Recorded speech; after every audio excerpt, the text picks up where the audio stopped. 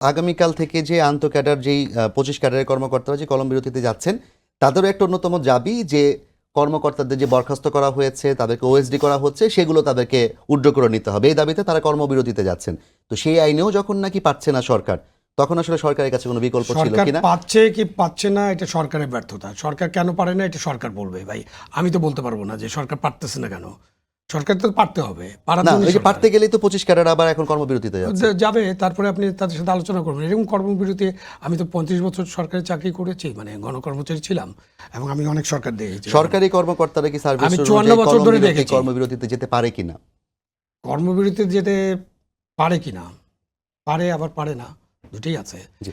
কর্মবিরতিতে যেতে আপনি এমন কোনো কতগুলো সরকারি অফিস কিন্তু ইমার্জেন্সি ডিক্লেয়ার করা আছে, একেবারে সার্ভিস, যেমন ইলেকট্রিসিটি, পাওয়ার ডিপার্টমেন্টের লোকজন এরকম পাওয়ার বন্ধ করে দিয়ে আন্দোলনে যেতে পারবে না।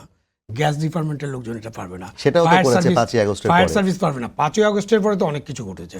5ই আগস্ট আমাদের জন্য খুবই বড় উদাহরণ না যে 5ই আগস্টের পর অরাজকতা হয়েছে বলে অরাজকতা চলতে